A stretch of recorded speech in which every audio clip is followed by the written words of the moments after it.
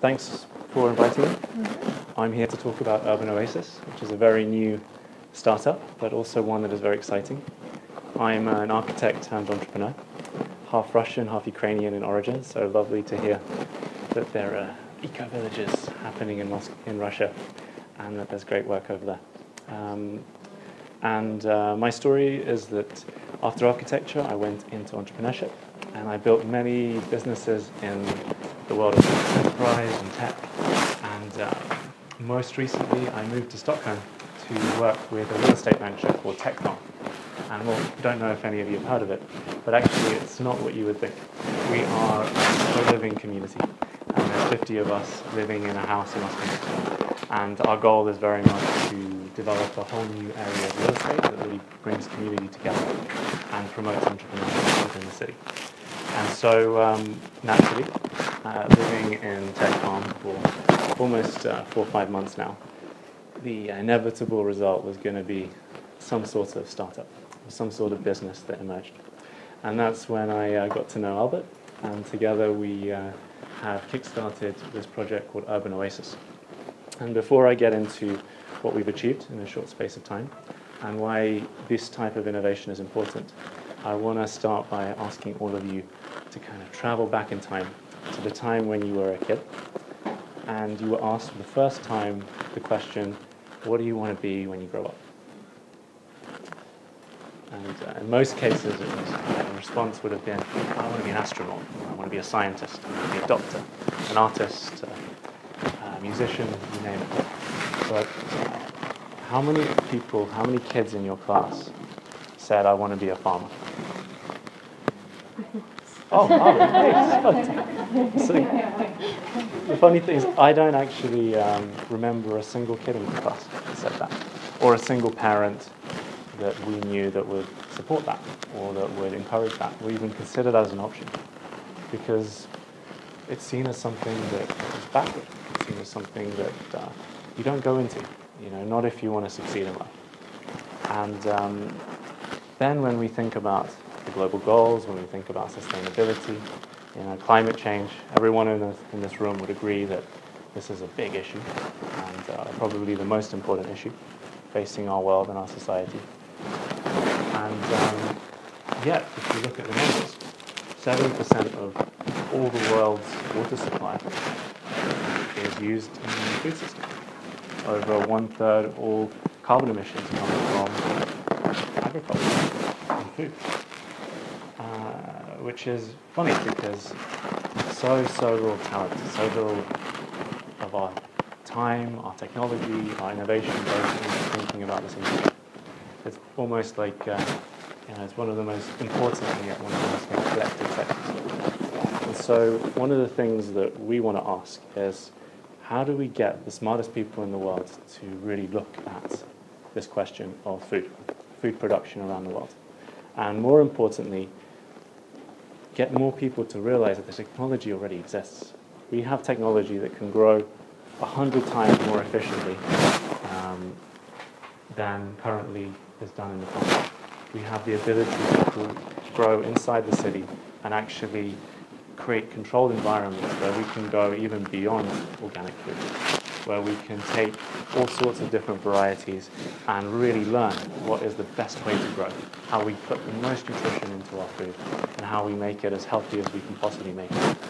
And what's great is that this technology allows us to reduce the water consumption by over 90 or 95%.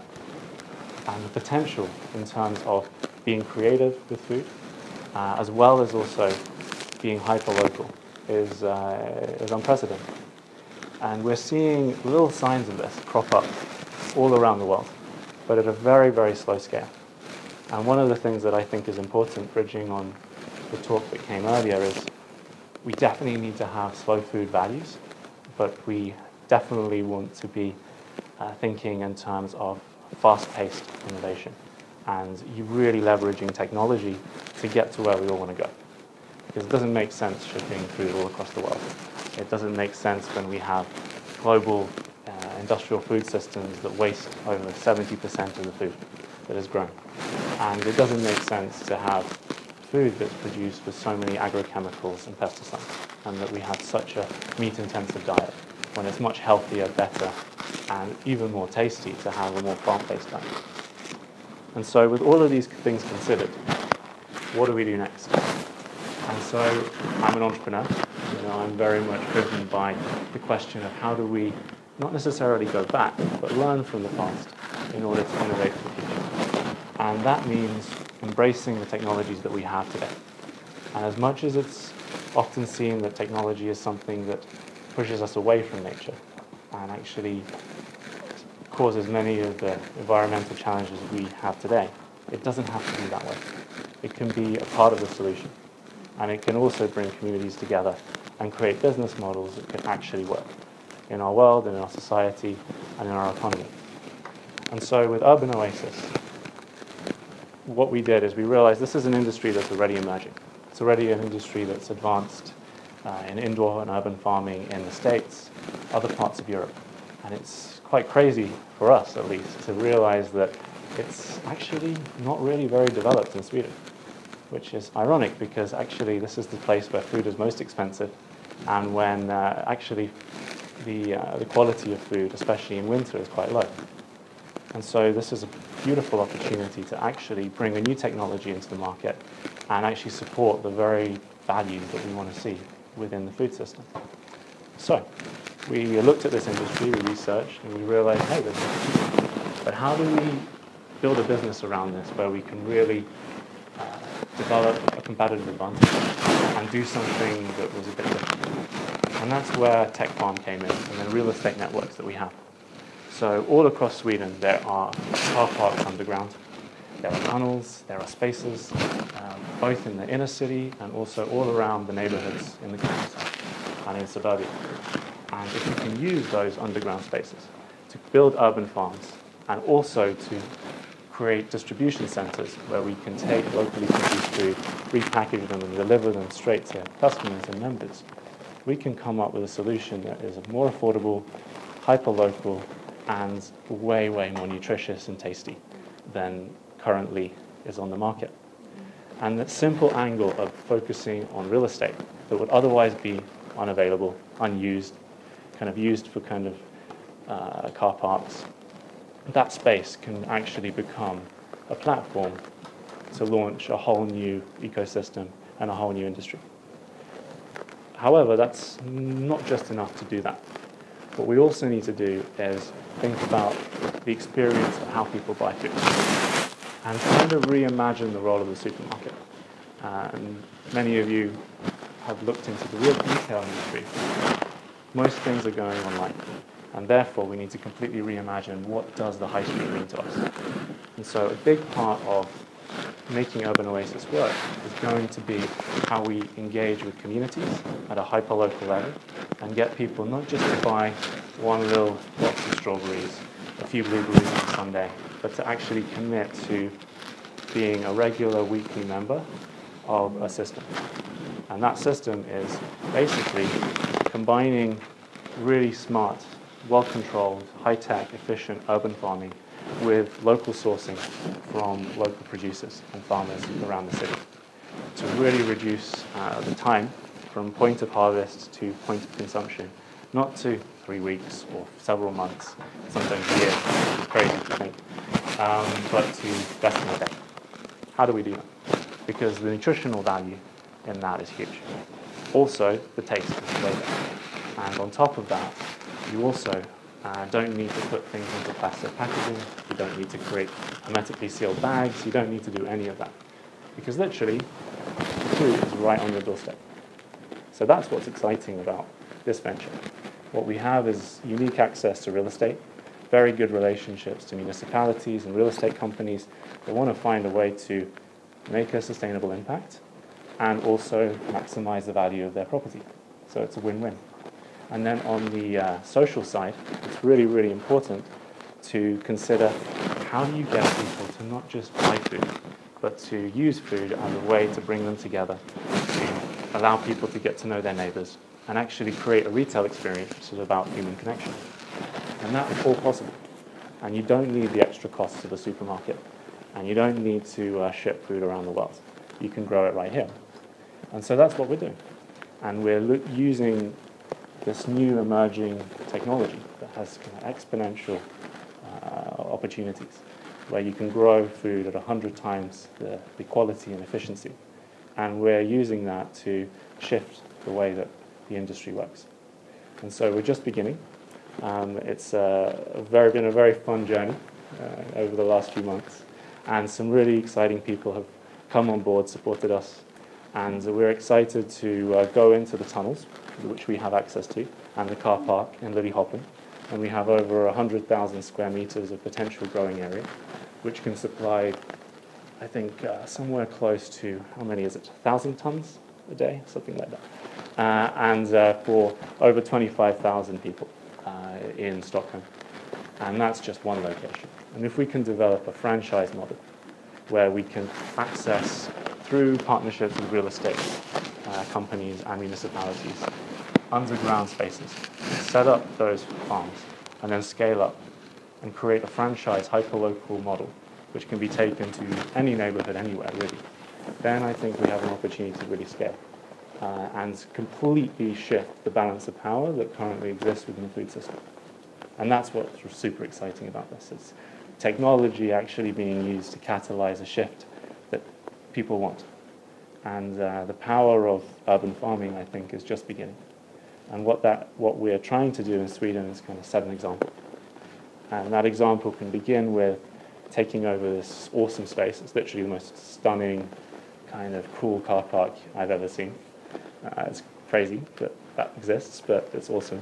And then that car park is connected to huge underground tunnels and huge cylinders that used to be used to store wine in the city. And so we have access to the space, and what we can do is turn it into an amazing pop-up restaurant, party place for education, as well as using the side rooms next to the car parks to create 350 square meters of hydroponic farms. And that can enable us to at least run a pilot for about 1,500 customers. And then work with restaurants. Of course, there's the policy to promote local food in hospitals and schools. And most importantly, target local families and get them on board with the business, with the movement. And do a lot of experiential marketing around this concept of, if you scroll up, loving salad. Because one of the most important things is that we need to completely shift our perception of food, because ultimately what we like isn't something that we're born with. It's something that is marketed to us. And actually, we can really enjoy a plant-based diet in a way if it's marketed the right way. And so building a community around conscious, healthy living is super important when you combine it also with the high-tech production model that we have. So for me, it's super exciting to be working on this, to be pitching this for the first time, which is super fun, not in a one-to-one meeting, but in a room. And even though this is super exciting, and the type of person that I am is, let's get down to business, let's use technology, let's bring networks together, let's find our unique selling point and really push that forward. I also really understand the importance of listening to the farmers that already exist and working with those groups and with those cooperatives, because there's a lot of wisdom there. And what we're trying to do is not to just steamroller and say, this is the future, farmers are dead, but instead say, this is a new opportunity, this is a new market, a new farm that can emerge from our car parks, from our cities. But the actual most efficient, most effective way to work isn't for us to monopolize food and just grow it in the cities. It's to form coalitions with local farms and develop a product where we can supply local people with the right balance of fresh fruit, vegetables, greens, you name it, directly in the most affordable way possible. And that means having really good dialogues with those farmers and understanding how they can innovate and how they can upgrade their farms, reuse their warehouses in smarter ways, and shift with the times. And not forget the values of permaculture, the values of the land and the soil, and all of those things. And that needs to be a balance. It needs to be a constant dialogue. the new generation learning from the old. And if we can tell new stories of innovation, growth, around bringing technology into agriculture and shifting minds around what is possible, then that's only a good thing. There's a lot of money to be made, and there's a lot of impact to be made at the same time. So thanks for listening, and if you're interested in supporting this, then please come to our website, urbanoasis.life. Email us at team/growth@urbanoasis.life, and we will be putting a beautiful video together showcasing the tunnels that you have access to and the car parks, and hopefully we'll have our suppliers coming and visiting us, and with the goal of actually growing the first urban oasis crops by the end of the year. So